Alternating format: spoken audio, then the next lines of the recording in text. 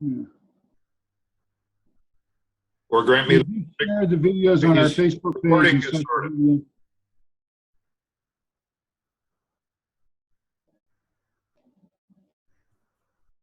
Well, welcome everybody to Online Toastmasters. We are hosted by Ring Central, which everybody should know when they logged in. They logged in through a Ring Central link. They are winning in the cloud. They're preferred. Remind everybody to mute your speakers or your microphone when you're not speaking, especially during when other people are speaking, so we don't hear background noise. If you need to get up or move around, do something, you can also turn your video off and mute your video. There's two different views we have, the tiled view where you see everybody, and a speaker view. And the controls for that in the upper right-hand corner. Keep track of who the timer is. Watch for the timer and timing signals, green, yellow, and red. And the timer may use a audible signal also to help remind you. If you are interested in joining on our website, we do have a join button. You can hit the join and fill out the information, which will be sent to our club officers. Membership is typically required at least to have 6 Toastmaster speeches, but we can make exceptions for people that have other speaking experience. So let's get the meeting started. And let's see, whoops.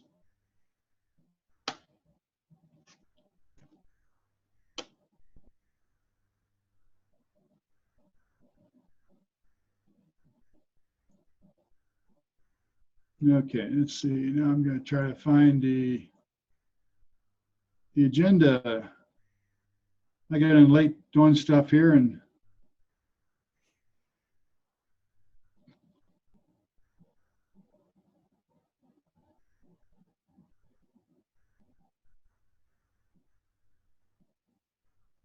I'm working off one screen tonight, so it's a little difficult. Normally I have 2 screens. I have the agenda on the other one. So while we're talking about that, Jim, I'm going to ask real fast. I'm assigned to evaluate Carol. I evaluated Carol last week, which isn't fair to her. So I'm asking for Jim Barber. Do you want to evaluate her? Does somebody else want to? Jim Barber, you'll take it? I'll be happy to. And your role this week is? Vote counter. I will be the vote counter, if that's okay with Mr. Dent, as he is the Toastmaster of the day. So let's see if we can make this a little more difficult for you and switch up the roles. I think I just got handed off. You did. But very politely, I might add. Jim, I'm going to try to send you an evaluation form real fast. Do you have one already? No. Let me try to find one for you real fast. Okay, while you're doing that, I'd like to introduce our functionaries. The counter, Rachel's not here. She was scheduled as our counter. Roger's our timer. You want to tell us about the timing role, Roger? Thank you, Mr. Toastmaster. I have just posted the time requirements for our 3 speakers. You will see the light changing from red to yellow to red accordingly. And I will do my best to also give you an audible sound. And if you get to the red and you got to stop, you get this. Back to you, Mr. Toastmaster. Okay, thank you. Roger, I don't want any audible, please. Thank you. I don't believe we have a grammarian tonight. Looks like that was open. And our watcher was going to be a guest, Mike Woodon. I don't see him online yet. Our vote counter is Jim Barber. Is that correct? No, that would be me. Oh, okay. You two switched. Right. Okay, and you got it on your title. So, okay. So anytime we vote, send it to Lois. And we don't have a chat monitor this evening. Now, don't forget, Ryan volunteered to help out. Okay. Ryan, would you like to be grammarian? Yes, I can take care of that. Okay. You want to tell us what you'll do as grammarian? So as a grammarian, I'll be looking for interesting words and phrases and I guess good uses of the English language. I'll also be reporting on poor uses of language and commenting on that at the end of the meeting. I believe that's your protocol for this meeting. That's right. Okay. So we'll move into our prepared speakers. And I've got listed as Carol is going to be first. Is that correct?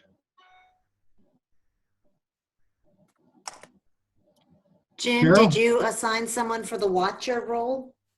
Oh, okay. How about Um, Salma? Do you have a role? Who doesn't have a role? Yeah. Salma doesn't. She could be watcher. Good. You want to do that, Selma? You're muted.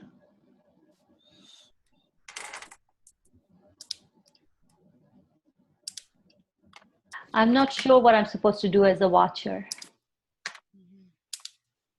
Well, basically what you do is watch everybody's images Okay. and you look for how people are framed within the framing, how their lighting is, if there's any distraction in the backgrounds or other distractions. Yeah, I could do that. Basically, yeah, just look at the quality of the image, the so forth. Yeah, make sure they're centered, they're not leaning over to the side, or they're not chopped off and they look like a killjoy, what we call killjoy in the U.S. Okay, very good. You don't see them from the nose up. And we also need a chat monitor. So I see Bhushan's on here, unless there's someone else that doesn't have a role. I won't be able to stay for the whole meeting, so I'm sorry about that. I can take the chat monitor also, unless someone else comes in, if that's okay with you, Jim. So I'll do the vote counter and the chat. Okay, thank you. One more thing just to confirm that, Ryan, we do have a word of the day, and that is bona fide. What is it? Oh, okay. Bona fide. Anybody who does not know, there's a chat box. Click on the chat button, and there's a chat box on the. Bona fide. Yeah. Oh, Jesus. Okay. Thank you. Okay, thank you. Okay, now we'll move on to our prepared speakers. And our first speaker is Carol. And Carol is giving a speech tonight from the Dynamic Leadership Level 2, Learning Your Style, Understanding Your Communication Style. Carol has a PhD titled Communication Strategies for Supplier Evaluations. Tonight, she shares several insights about communication that can help us connect with others. Please join me in welcoming Carol Prahinsky. Carol? Okay, thank you. Thank you, Jim. Pleasure to have this conversation with you again. So communication styles, it's really what holds us all together. If we don't communicate effectively, we're not connecting. So let's make sure we're connecting.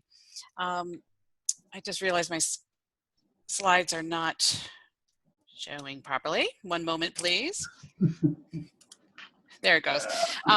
So if we're not connecting well, this isn't going to work well. So we need to have that established relationship and rapport with each other. Well, how do we get that? It's so easy to say, well, we communicate, we connect, we talk. But what do we really have to do to establish that connection? Okay, first, we got two people talking.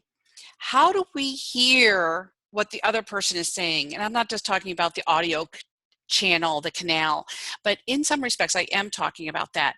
When we're communicating, many times we think, oh, I can share my message and that person is going to get it. And I can put it up on words on my PowerPoint slides, and that's going to work perfectly. Not exactly. It doesn't always work that way, because when we see words on a slide, we are translating it into the spoken word, and it's getting into our brain canal. So I have a choice when I'm listening to you. I can listen to you, or I can read your slides. I can't do both.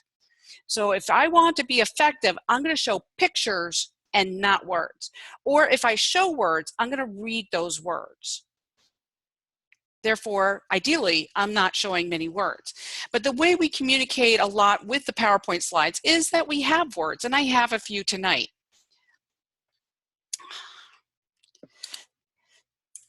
So here's a couple words. When we communicate with our voice, we have the sound and we have lyrical qualities. All right, so you don't want me singing. We have intonation. We can emphasize, or we can back off and whisper. We have timing and pace. Am I speaking rapidly or not so fast? Or am I pausing? All of that matters. Now imagine instead I'm using my body. I want to make sure my body is matching the voice. If they're not matching, we have incongruity and we look like we lack integrity. We want to make sure the body matches. Now, if I'm leaving a voice message for someone and I hear their, "Hi, this is Carol Barhinsky. I'd love to talk to you. I'm really busy, but leave a message." So she spoke really fast. I'm going to leave a similar style message for her so that she listens to me in the way she likes to hear me. On the other hand, if I speak slowly and I'm methodical in my communication, I want to leave, if I'm leaving a message for somebody like that, I'm going to leave a message that is in the same format, methodical. I say slowly, but just a slower pace than what we did earlier.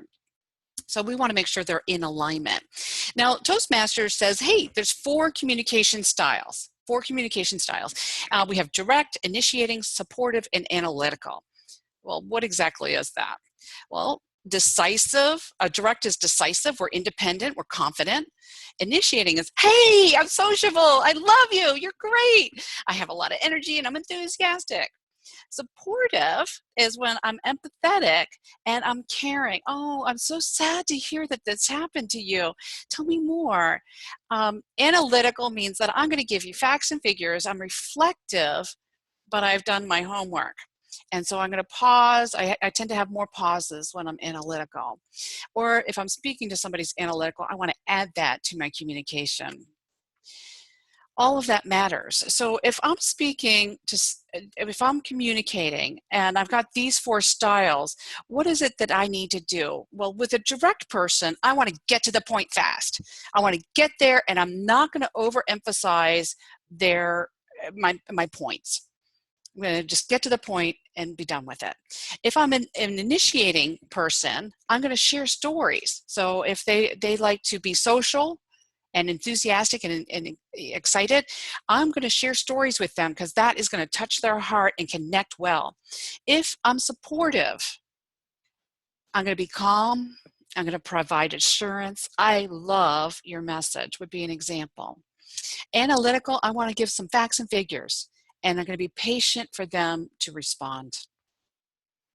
So when we talk about communication, these 4 styles are actually critical in connecting with each other. We need to understand that perspective of the other person so that we can connect better with them. Communication is the glue that holds us together.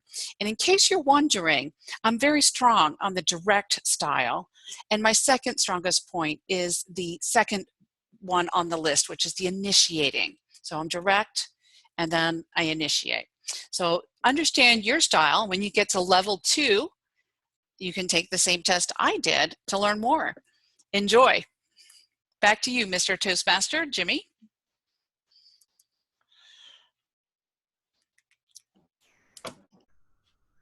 Okay, thank you. Now, I give the evaluator about 1 minute to complete the evaluations. And everybody else, feel free to make any comments on the chat if you'd like.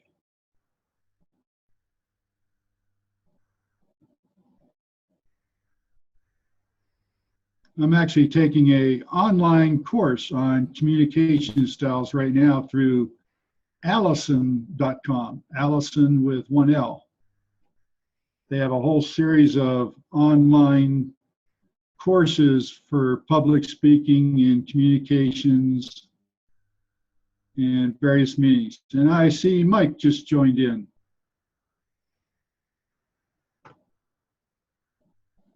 So it looks like he got his connection problems resolved.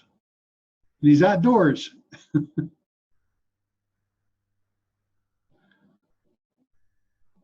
Okay, let's see. Our next speaker, I gotta find it. It's a lot easier working with two screens than one screen. And our next speaker is going to be Sunny.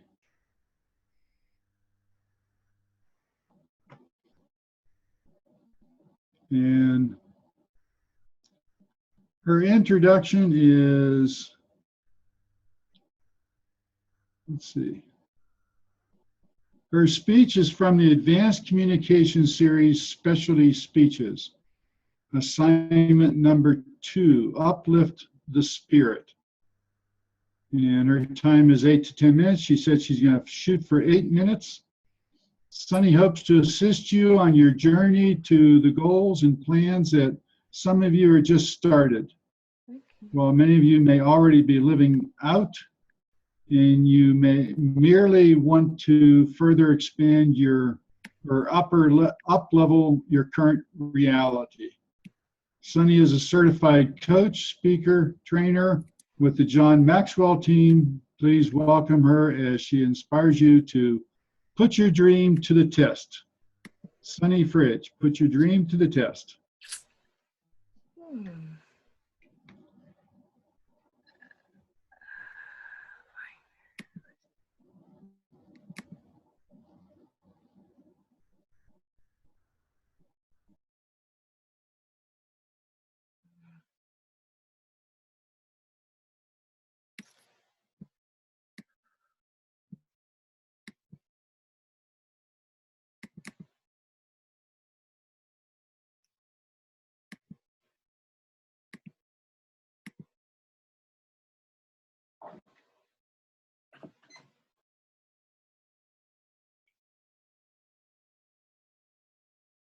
Hello, everyone. Welcome to this edition of Put Your Dream to the Test. I hope that eventually I can see all of you who are joining me today. Some of you have come from all around the state to find out about putting your dream to the test. By a show of hands, I'm wondering if I will be able to see you today. Let's see if I can make that happen.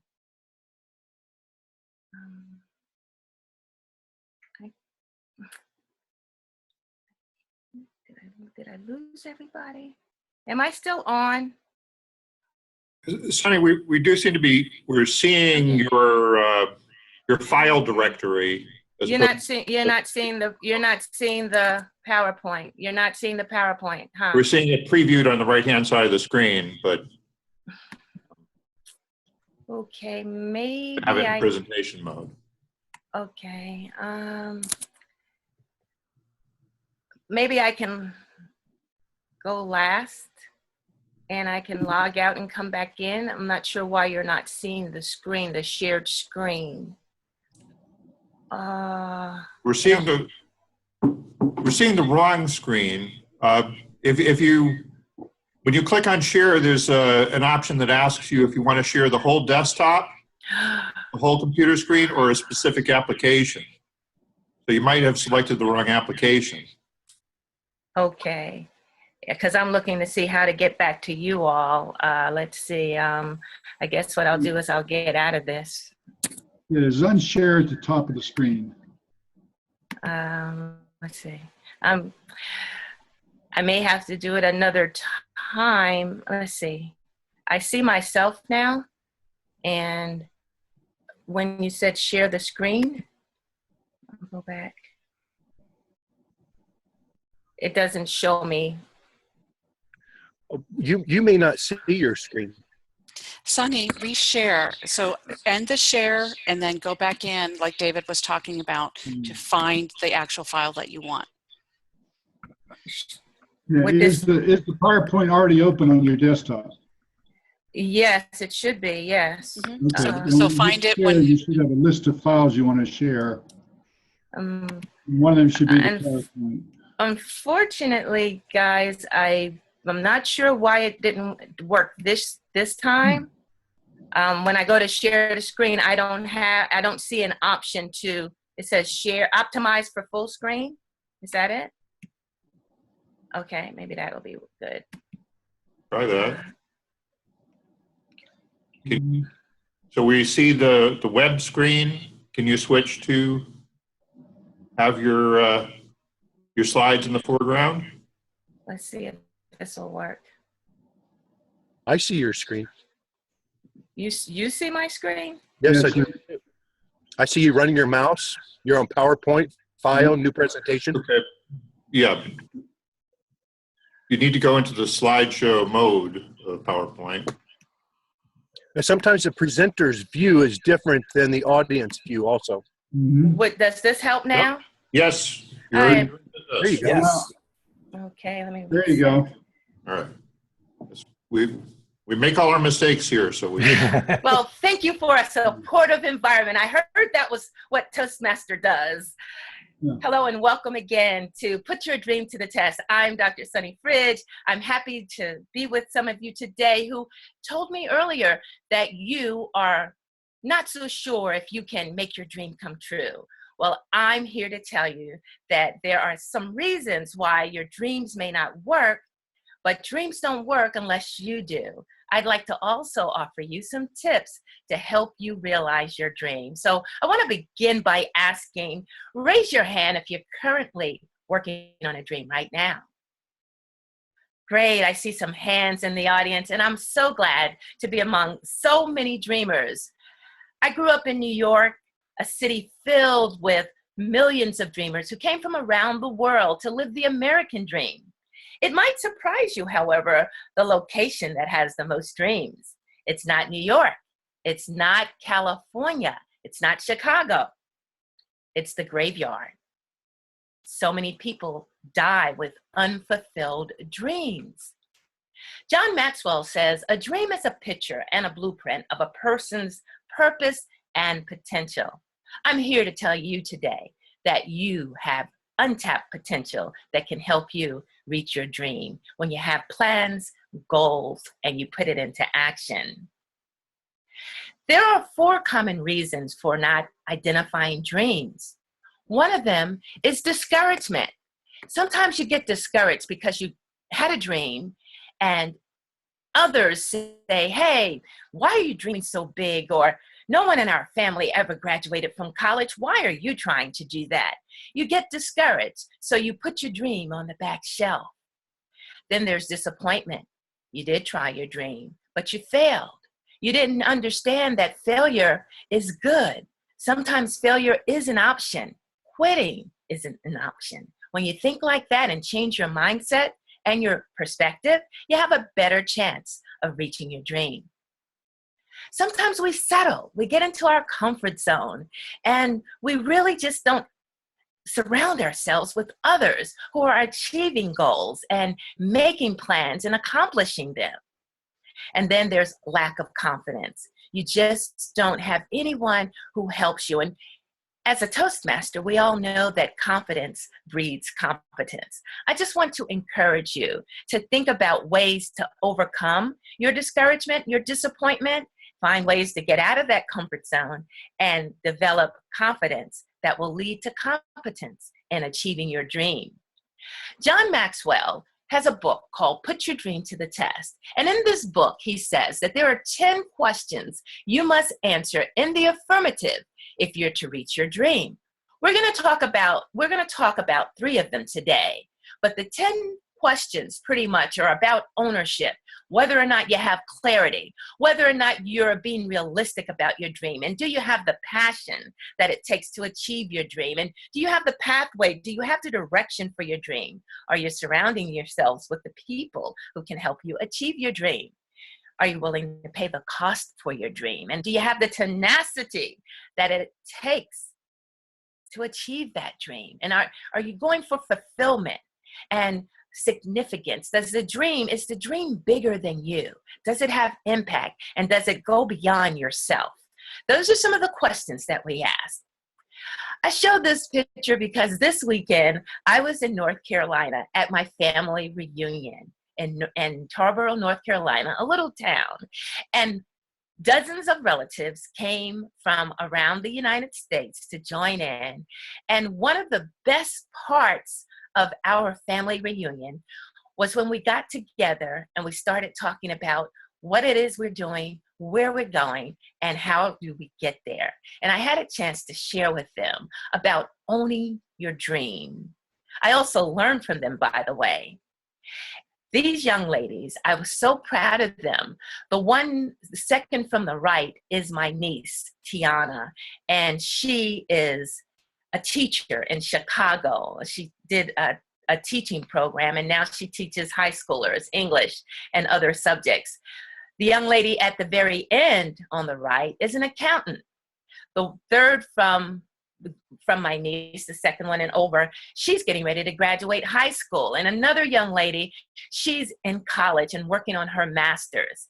And I was so impressed with these young ladies, and I shared with them about going for your dreams. If I could do it all over, and if I could talk to my younger self, I would say to be fearless and not let fear stop you from accomplishing your dreams, and to take ownership. So how do you take ownership? Well, when someone else owns your dream, it will not have the right fit. But when you own your dream, it will feel right to you. When someone else owns your dream, it will be a weight on your shoulders. When you own your dream, it will provide wings to your spirit. When someone else owns your dream, it will drain your energy. When you own your dream, it will fire you up. Someone say, fired up. I believe I can hear you. When someone else owns your dream, it will put you to sleep. But when you own your dream, it will keep you up at night. Sometimes when I'm in my flow, I just can't wait to get to bed so that I can wake up in the morning. I feel that passionate about some of my dreams.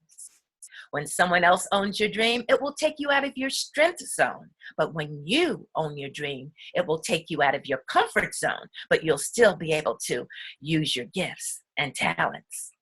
When someone else owns your dream, it will be fulfilling to others. But when you own your dream, it will be fulfilling to you. How about that? When someone else owns your dream, it will require others to make you do it. When you own your dream, you will feel that you were born to do it, made to do it. And that's really exciting. So take ownership. Bet on yourself. Lead your life in a purposeful, intentional way. Find a mentor, someone else who's already doing what you'd like to do. That's another way to lead your life with some intention. And love what you do. Love what you do. Don't let it be someone else's dream, your parents' dream. They wanted you to be a doctor, but you wanted to be a dancer.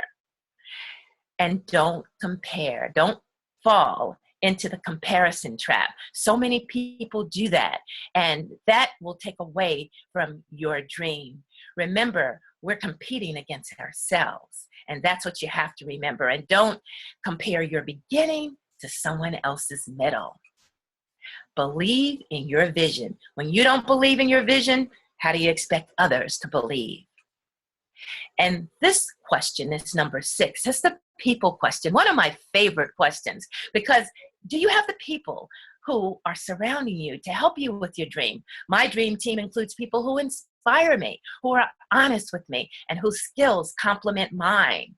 People who aren't afraid to help me rise and shine. That's who you want to surround yourself, so that sometimes when you get so down and discouraged and disappointed, you can lean on their belief in you to get you through the rough times. I remember when I was working on my PhD, there were times I wanted to quit, to give up. I didn't think I could make it. But my dream team, my dad, my mom, one of my sisters is in this picture, and my niece on the left, They helped me. They helped me get through it. They told me I can do it, that they believe in me. And no matter how it ended, it was okay. Because when you reach for the stars, wherever you land, that's okay. The cost is something that you have to remember. The dream is free, but the journey isn't. And the price must be paid sooner than you think, and it may be higher than you expect. Are you willing to pay the price for your dream? That's something you have to be remembering. And the price must be paid more than once. And it's possible to pay too much for your dream. Some dreams are just an expensive hobby. If you really want your dream to come true, sometimes you have to begin with the end in mind and then work backward. Finally, I want to encourage you to dare to dream, to prepare the dream, to wear the dream. And when times get tough, repair the dream. And then finally, my friends, share the dream. Dream big. Dream on. Mr. Toastmaster.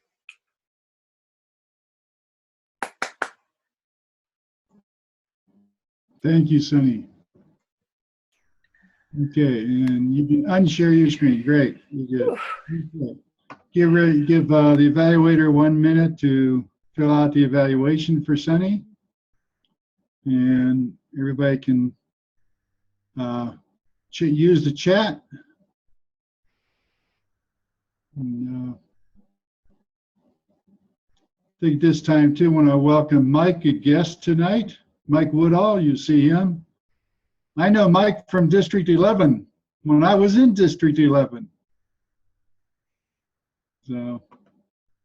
Yeah, I was surprised to see your smiling face whenever I opened up the computer. It's really great seeing you again, Jim. Yeah, it's good to see you again too. Yeah, it's interesting how we run into people on these online clubs that we know from other places outside of online clubs. Yeah, I was surprised, but then again, I wasn't surprised to find you in any Toastmasters event.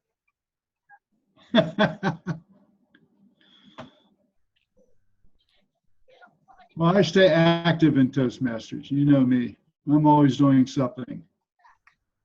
So, okay, our next speaker tonight is John Quick. And John's is working from the Public Relations Manual. He's going to share why, even though you may have until 2020 to sign up, why you should begin your Pathways journey today. He then will answer questions from you, potentially hostile audience, about the idea of stating pathways sooner rather than later.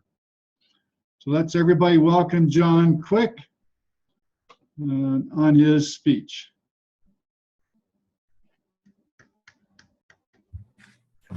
Thank you, Toastmaster. Veteran Toastmasters, the Pathways Learning Experience is now available worldwide. You may have until 2020 to start Pathways. For some people, that's about 2 years since it became available.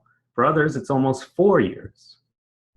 Even though you're free to wait, here are 2 reasons why you, especially as a veteran Toastmaster, should dive into Pathways sooner rather than later. First, you're an important part of your club's long-term survival. The annual turnover rate for Toastmasters International worldwide is 45%. The average tenure for a member is 2.5 years. That means we're losing about half of our people every single year who are just churning out of the Toastmasters world. As someone who's been in Toastmasters a lot longer than that, you're already in an exclusive group. In fact, you're someone your club counts on as a source of stability, reliability, and deep knowledge of the system. Every new member that joins your club from this point forward is only in the Pathways learning experience. If you wait 2 years before you get into Pathways, you can expect to see all of those members come and go before your eyes. They're going to churn out of their 2-year tenure and probably go pretty unsupported during that time. New members need your support in this modern system, and your club needs you to be there now and 2 years from now, all throughout, not waiting until 2 years from now to help figure all these things out. The second point, remember your Toastmasters promise. That's 10 key points that you agreed to, and at least 6 of them relate directly to your participation in Pathways. Here are a couple highlights. As a Toastmaster, you agreed to give constructive and supportive evaluations to other members. To be able to do that when a lot of your members are now entering and working in Pathways, you need to have at least some knowledge of how that system works, so you can give them good, productive feedback on what they're doing. Another set of points. You're here to create a positive environment for all to learn, to prepare projects according to the guidelines of the education programs. That's regardless of whether people might be working in a traditional program or in the newer Pathways program. And lastly, one of your responsibilities, one of the things you promised to do as a Toastmaster, is to embody the core values of respect, integrity, service, and excellence. At the very least, getting into Pathways is a way to serve the members of your club and ensure the excellence of your club as they achieve their professional development goals in the new Pathways system. So don't wait until 2020. Support the future of your club and fulfill your Toastmasters promise. Those are 2 reasons why you, as a veteran Toastmaster, should get into Pathways today. At this time, I will take questions related to the concept of whether you should start Pathways now or wait a while.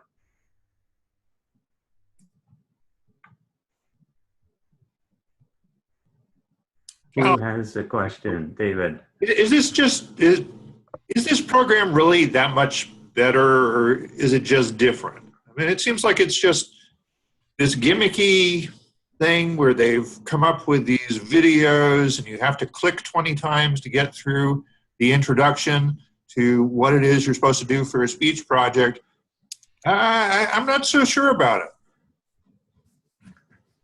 Sure, David. I can agree that there is more clicking in the Pathways learning experience than in the traditional education program. But one of the benefits is that you don't have to do so much clicking if you don't want to. All of the information is available in a booklet-like form, a digital booklet, which can be downloaded, even printed if you like. Therefore, you have options besides the clicking if you don't want to do that aspect. But the quality key information, just like the traditional program, is still here in the new program.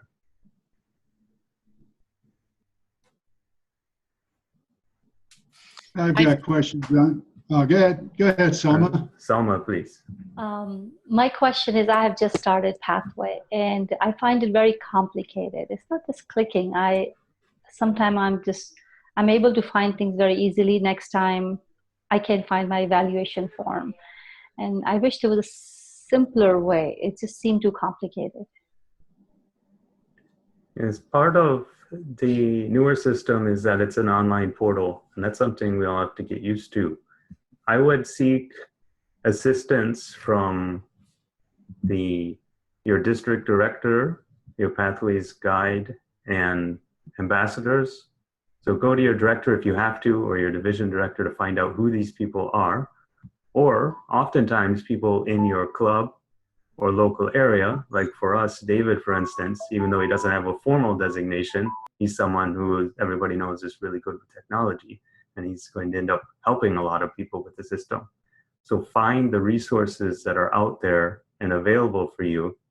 And this is one way that will help smooth the transition of getting used to just having to experience a new technical system. Jimmy, you had a question? Oh, wait, he's on the phone. He's got to call in. I'll throw one more at you, John. Okay. For the person who is most of the way to DTM, how do we, does it make sense for them to pull out of that and go on to this Pathways program? I think for people caught in the middle as it is, which is essentially anyone in an advanced level of the program right now, that's exactly what the 2-year transition period is for. These people are free to continue working in the existing program, to go into Pathways, or do both. And I actually know quite a lot of people who are just doing everything at once right now as they take it all compromise. So I would say at least become familiar. If you're one of those veteran Toastmasters that needs to support new people and support your club, be familiar with Pathways. That doesn't mean you have to run through and complete all of your projects right here in the next few months. Just be aware of what's out there and how it functions to the level that you can support some of your newer members. And then if you want to fill in and complete your current stuff, go ahead and do that over the transition period. There's a difference between diving all the way in and being knowledgeable about the subject. At this time, I'll have to wrap up because our question and answer period is over, but I thank you all for your participation tonight. Toastmaster. Okay, thank you. So the evaluator can fill out the evaluation form, and we're going to move on to our table topics. David Carr is our table topics master tonight. So I'll turn it over to David. Sorry, Lois, are you asking for a timing report, perhaps? Yes, timing report so that I can count up the votes. Yes. Sorry about that. All three You're speakers. going to cast your vote for best All three speaker. speakers qualify. Okay. That's the most important. All right, table topics. Well, our theme for today was lasagna. And what a wonderful theme lasagna is. What a wonderful thing lasagna is. Lasagna is one of the best things in the world. Salma, let me ask you, if not lasagna, what is your favorite pasta? And if you don't have a favorite pasta, you'd have to explain that too. But do you have a favorite pasta? And if so, what is it? You're still muted.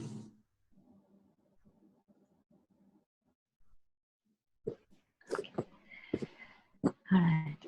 Mr. Table Topic Master, fellow Toastmaster, honored guest, I think I will agree that lasagna is one of the best pastas. But if I have to choose something else, I think anything which is dipped into creamy Alfredo sauce, I think I'll go with it. It's not as much about pasta. I think it's about the different kind of sauces, which I enjoy. My background is Indian, and I love eating spicy food. So for me, any kind of pasta, as long as there's something spicy in there, I am a happy camper. When I'm upset, my comfort food is spicy food. In fact, at my work, my assistant, if they see me very frustrated or concerned, so they will always make a comment saying, I think it's time for spicy food. So for me, yes, even if I'm eating pasta or if I'm eating anything else, as long as it's spicy, I think I'm a happy camper. And back to you, Mr. Table Topic Master. Right, thank you very much. You know, I will not be enjoying lasagna for some time, at least a few weeks to come, because we're in the middle of a kitchen redesign, remodel. There is no oven. For several weeks, the kitchen was just bare wires and pipes sticking up through the floor. The only thing that makes me happy about this remodel is this is the first time that my wife has looked at a home improvement project and she has not said, let's do it ourselves. So I'm interested in where some of the rest of you draw the line between do-it-yourself versus hire a professional. Elaine, where do you draw the line between when do-it-yourself is not a good idea?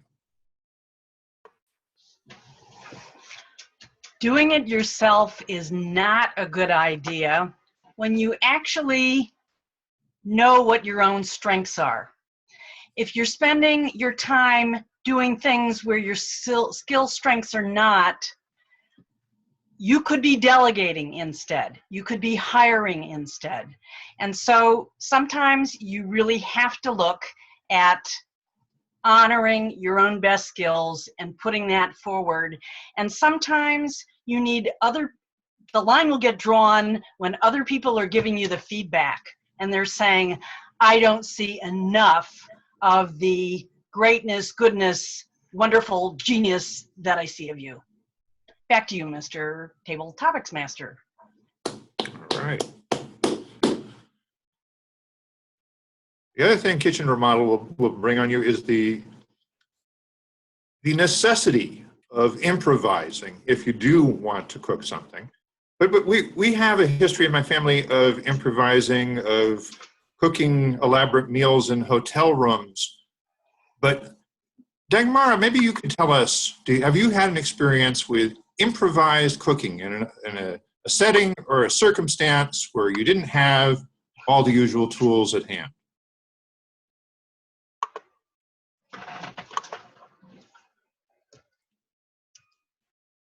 Fellow Toastmasters and most welcome guests.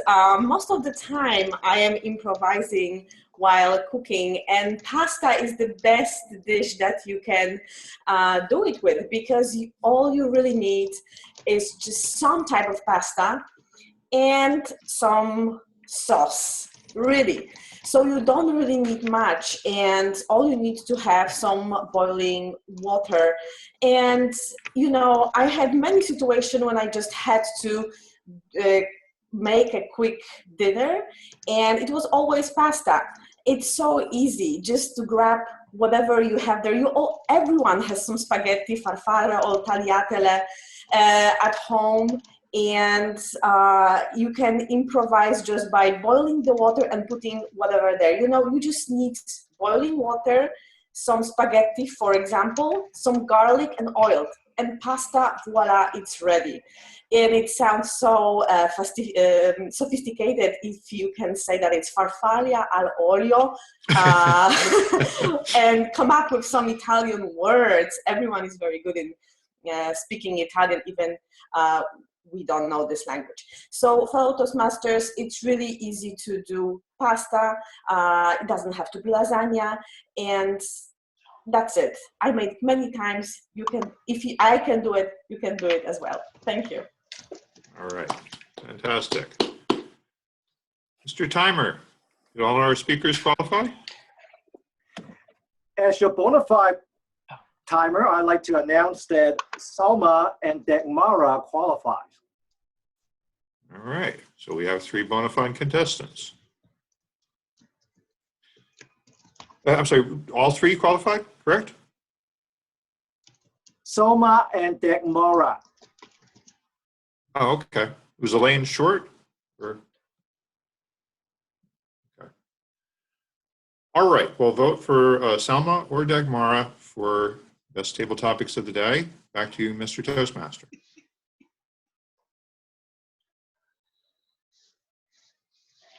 Okay, thank you, David. Our next thing is we'll be moving on to our evaluations. Hello. Our first evaluator for tonight will be Jim. He'll be evaluating Carol.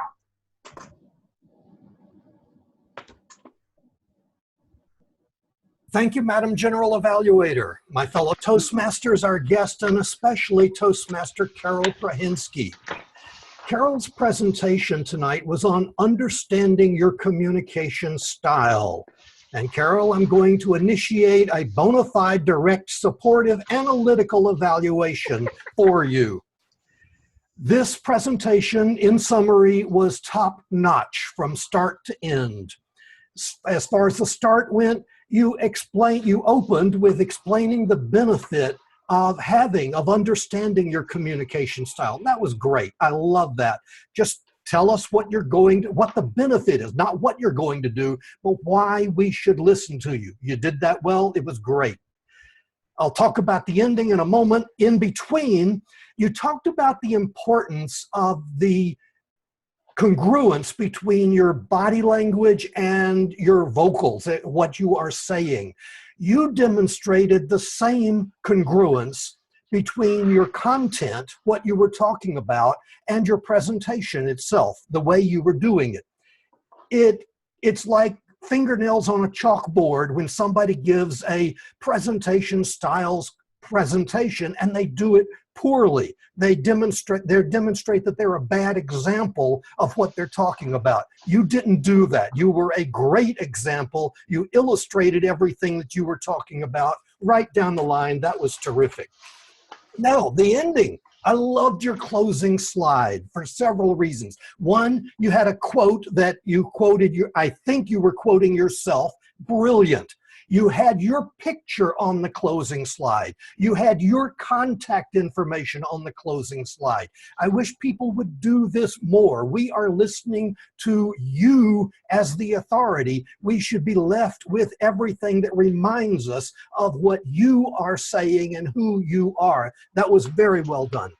The only suggestion I have, and it's a small one, it's a tiny one, you talked at one point about using body language head to foot, which is good, but for a video environment like we're doing here, feet don't really come into play. In fact, anything below the shoulders doesn't really come into play. So it would have been nice for us if you had made that a little more applicable to doing video presentations and not presentations in general.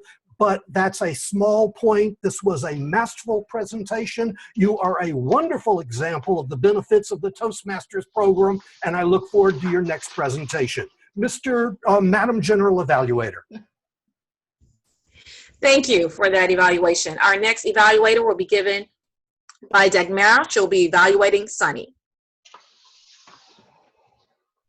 I'm going to jump in. This is Elaine. We actually had a switch this evening of evaluators, so I'm evaluating Sunny.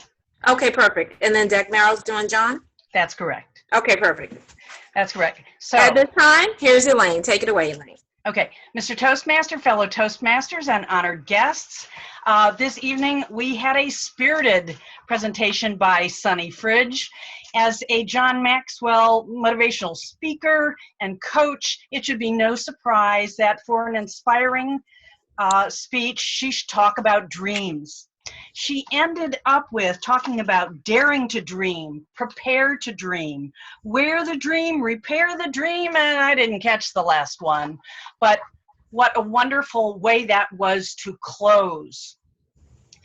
I also want to say that even though we didn't see her face largely up on the screen while the presentation was going on, you know, only the little box was there, we could feel her sunny smile as she had recovered from the foibles of getting set up with tech correctly. So, you know, she carried on with her dream to succeed in actually delivering this speech. So that was grand. She engaged the audience. She asked us a question early on. She asked us to raise our hands. So we got involved. And she did explain her purpose up front. Dreams don't work unless you do. And then she said, I'm going to share some tips. Especially interesting was when she said, but where do the dreamers really reside? In the graveyard. If that didn't pique your curiosity to get really tuned in, then you must have been in the graveyard. So those were all exciting to reel us in. And then she brought in some members of her family to enrich it and make it a little bit more personal. Then she got into the body, and this is where I was feeling like a little overwhelmed. That's really how I was feeling. She was sharing the 10 different ways of approaching the dream. And while there were 10 there, which she enumerated, she then went on to really focus on, you know, 2 of them. And it might have engaged some people more or me more if I knew it was just going to be on those 2, so that I didn't get overwhelmed with like all the different ways. I know myself as a teacher, sometimes I want to be complete. I want them to know all the bullet points, but sometimes narrowing it down could be helpful. Let's see. One of the ways I could suggest or challenge her to improve in the future is to maybe see if she could do the same kind of topic with about 1/3 of the slides, and really narrow the focus. For example, when she came up at the end and was having the dare to dream, prepare to dream, wear the dream, and repair the dream, I was really wishing she had even started with that and closed with it, because it was a gem I could hold on to. Back to you, Mr. Toastmaster. Back to me. Oh, yes. Perfect. No problem. Our 3rd evaluator is going to be Dagmara, and she will be evaluating John. Thank you. Dagmara, take it away. Thank you. Thank you so much. So I will be evaluating John, whose speech goal was to convince a hostile audience to his position, which was why we should participate in the pathways. And I must say, John, you did it very, very, very well. I'm still very confused by pathways, so I really felt convinced at the end of your speech why I should be getting involved. And I really love the organization of your speech and the argument that you used. First, you said about keeping promises, and then you said about helping your club to survive. I think these arguments are these reasons are very strong, because if your hostile audience is emotional, you got them. Who doesn't want to keep promises, right? Who doesn't want to keep promises? Does anyone here that doesn't want to keep promises? No one. We feel better. We feel safer. We can create bonds with people if we're keeping promises. So I think this argument was very, very strong, and you really get into our psychology. The second argument, survival of the club, I really love how you supported this reason with data. I didn't know that after 1 year we are losing half of our members, and you also support it with many, many other numbers. So if you have an audience number oriented, you definitely got them again, even if they're hostile. What else? These were very strong points, because that was the goal, and you definitely met the goal of this speech. I also like emotions that you had. It's not true, that you don't have emotion only because your emotions are not too energetic, too out there. You're very calm, but being very calm make you like an expert or an authoritative figure. So we really trust your judgment. So I really like the power of your calm, and the only suggestion would be add more vocal variety, give more pauses, because you might be just too the same in terms of your voice. But I actually like your emotions. You kept very good eye contact, and the speech was wonderful, convinced me very strong in terms of persuasion, great argument. You did great. Thank you so much. Back to you. Okay, thank you so much. And finally, I would like to evaluate our meeting. I would like to say that the agenda is very important for us. Even if you take a role last minute, if you could go in and add yourself to the agenda. If you are evaluating someone, please make that change on the agenda before the meeting starts. So when we get to 7:30 or 7:45, or 7:50, 10 minutes before the meeting starts, when the Toastmaster has to then go through the agenda and facilitate the meeting, it would be very respectful that they know who's doing what roles. There are always exceptions, technical difficulties. It took me a long time to get on today because for whatever reason, I didn't have enough memory on my phone, so I had to delete apps. But we understand that things happen, but to prepare for those things. When we're running over, a general meeting should work like this. At 8 o'clock, we start. 8:15, we should be almost done with speakers. By 8:30, we should be going into table topics. By 8:45, we should be going into evaluations, and then the meeting is over at 9. So if you are speaking, even though you're entitled to 2 to 3 minutes as an evaluator, and we're running late, it would help us all if you would shorten your evaluation to maybe 1 minute, 30 seconds, or table topics to a minute. That would help us all. As a team, when we're late, the 1 minute in between to give people time to evaluate, I don't necessarily know if that's the best use of our time, because we have time to do the evaluations during the table topics, and that would be a recommendation for us to consider.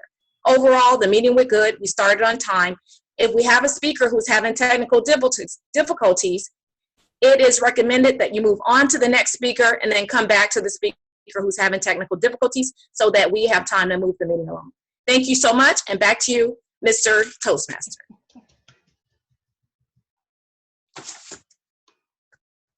Okay, thank you. And everybody vote for their best evaluator if you haven't done so already. And, so at this point, while we're waiting for the tally of votes, I'd like to ask, where did he go? Ryan, is he still here? There he is. Ryan, what did you think of the meeting tonight? I thought it was pretty impressive. I really believe that a meeting like this might be pretty chaotic, and I was wondering, even at live meetings, it's hard to try to fit all these roles in and try to figure it out. And I think you guys did a really good job, especially helping Sunny out with the visual aids and that, as well as like just putting that all together. So I was very impressed to see how this was working. I've been kind of holding it off and telling myself that online probably is not going to really be that good of an experience, but actually I could see how it would totally throw a stump into your speaking and give you something to challenge, especially with like the delays that you work with sometimes as well. I'm actually pretty excited to be able to do a speech from my chair for once. Mm-hmm. And would you like to give us a grammarian's report? Yes, so fellow Toastmasters, I noticed the word of the day being used 3 times, one by Roger, one by David, and one by Jim. They kind of all came in one little spout.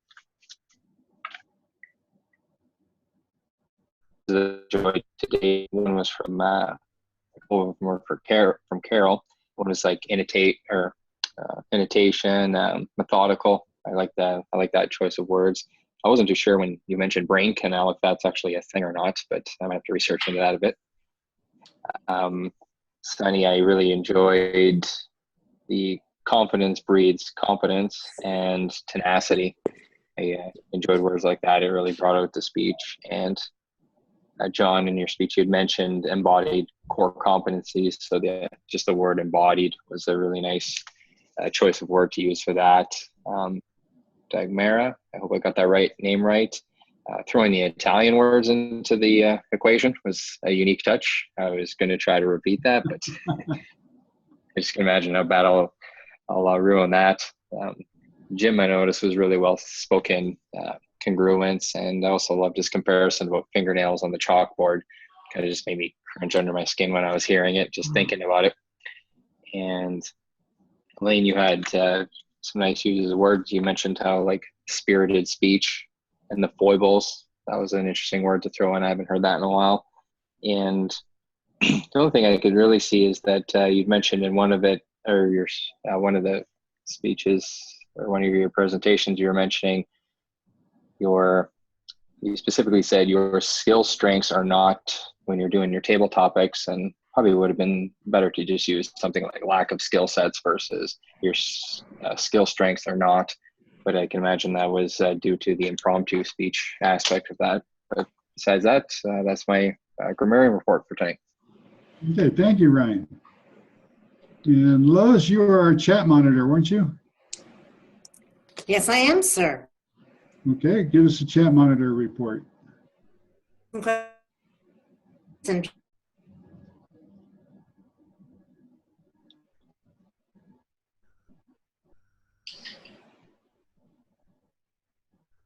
You navigate through pathways, and people had some ideas in the chat. Get a monitor to also, or a mentor to also help you work through pathways. Jimmy loved the chocolate fudge lasagna, and David had a link, I think specifically for Ryan, for technical requirements and Zoom recommendations, all very valuable. Mr. Toastmaster. Yeah, thank you. And I believe it was Sama, you were our watcher. Give us a watcher's report. Yes. Am I doing the report for everyone or just for the speakers? No, just everyone. General. General. Okay.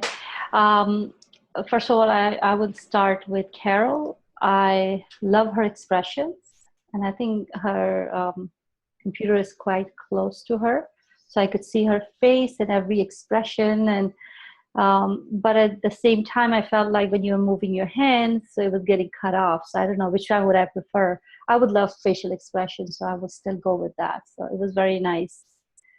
I like Elaine's. It was just perfect balance. I like the way she has set it up, so I think it would go great. And so is Louis, actually. Louis, am I saying it correctly? Okay, good. John, during his speech, I love the presentation, and I love the logo. I think he had Toastmaster logo on one side and the pathway learning logo on the other side. That was great. I loved it. It just felt very professional. Let's see, Sunny. She had trouble with the presentation or PowerPoint at the beginning. You know, I would suggest only one thing. I love the presentation, very inspiring. 2 suggestions. First, I would prefer a better background. It didn't seem very, I felt distracted a little bit. And second, I love the ending of it, but I couldn't see the last part of it. So if, I don't know, it was my computer or if you all had trouble with that. And Dagmara, I love the diploma at the end, at the back. It's very clear in this one diploma, so it seemed very clear and clean look. Back to you. Thank you. Yeah, I think the timer, I'm not sure we need a timer's report. He did post all the times in the chat monitor. You know, we're running late, so we'll move on to the winners, the announcement of the winners. So I'd like to say the best evaluator was Jim Barber.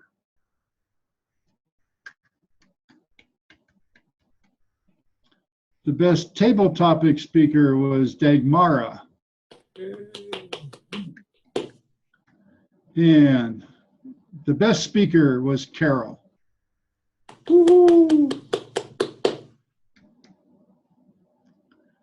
Okay, and I think that's going to be it for the meeting. I think right now I'd like to ask Mike Woodall what he thought of the meeting. Can't hear you, Mike. Yeah, you're muted. There we go. Can you hear me now? Yes. Okay. All right. Well, thank you guys for inviting me to this meeting. I enjoyed it thoroughly. I was running so late, and I really was just chomping at the bit to jump into that. When do you hire a professional or remodel? I've been a contractor for 40 years. I just came out of a kitchen doing the plumbing, and I was running so hard to get this first meeting in that I didn't even stop and shave or anything, so I was running late, so I apologize for that. But I've enjoyed this thoroughly. I'm looking forward to joining an online meeting. My immediate future is I'm doing a 50-city tour. My book is just about finished. And in each city, I'm going to visit Toastmasters clubs.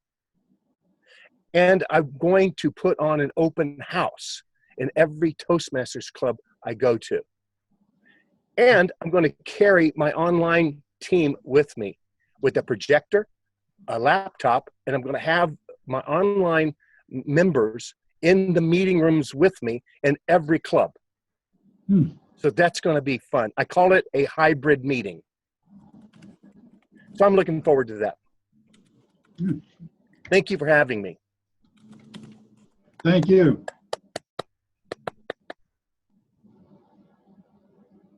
Okay, does anybody have any announcements they'd like to make? Carol? No? Okay, then that's, I'd like to finish the meeting up tonight. I want to thank everybody for showing up, and don't forget to sign up for any open roles for next week's meeting. Can I say one thing about the pathways just quickly? People are confused with the pathways program, but there's something simple that people who are afraid to jump in get when you let them know that there's no changes. You just don't have a manual anymore. And you go online to get your manuals and your evaluation projects. There really isn't nothing changed except going online and getting that. Mike, I'm not actually a naysayer at this point. I was just giving John a hard time because I was supposed I know to you were. for his project. So that's clear. I knew exactly what you were doing. Devil's advocate. There we go. Okay, good night, everyone. Okay, Good night, thank everybody. you. See you next week. And Ryan and Mike, feel free to come back next week again. All right, thank you. I will be contacting you Will do. both. Have a great night. Bye-bye. Okay. Bye. Good night. Good night. Stop recording. Exit, leave meeting.